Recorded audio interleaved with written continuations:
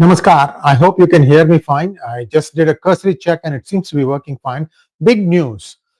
President Trump has designated certain chapters of Muslim Brotherhood as foreign terrorist organizations. What this means and how this will affect some of the entities in the United States, I'll be going into that. Also, this is different from what the Texas governor has designated CAIR as. I'm going to touch upon that also.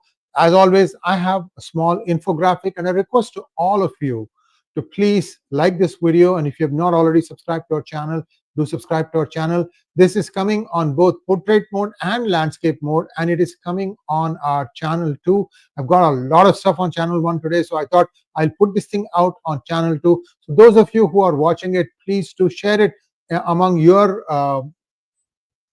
social media groups, because this is factual information. I'm not making anything up. This order just got passed from the White House, and I'm going to show it to you now. Thank you so much. Let's go. So what does it mean? President Trump has signed an executive order directing the state and treasury departments to begin the process of designating certain specific chapters of the Muslim Brotherhood as foreign terror organization. And which are these foreign terrorist organization designation? Well, it is 3 countries. I'll come to that in just a moment. As you can see here, it's Lebanon, Egypt, and Jordan. In other words, the Muslim Brotherhood chapters operating out of these 3 countries are now designated as foreign terrorist organizations. Does this thing apply to the MB unit that may be there in the United States? No. So this does not target the internal organizations. However, there is a separate state of Texas order that designated CAIR, Council of American Islamic Relations, if I remember correctly, and the Muslim Brotherhood as terrorist groups on November 18, 2025. This is November 24th, 2025. This is a state level action separate from today's federal order. So what happens next? Well, first, number 1, there is going to be a review period. You can be sure some of the Muslim Brotherhood sympathizers will be up in arms. They'll be trying to lobby through their lobbying groups and say, no, this has to be lifted or diluted. And this will be where Secretary of State Marco Rubio and the Treasury Secretary Scott Bessent will be consulting with intelligence agencies. Then a formal report on these chapters is already submitted to the president, and agencies have 45 days after the report to finalize the FTO or SDGT designations. What is the consequence? What are the consequences of these FTO status? First of all, any assets of these organizations, these 3 chapters, we told you the 3 countries, right? Lebanon, Jordan, and I don't remember the third one. You probably saw it. The assets are frozen. All funds and property within the United States jurisdiction are blocked.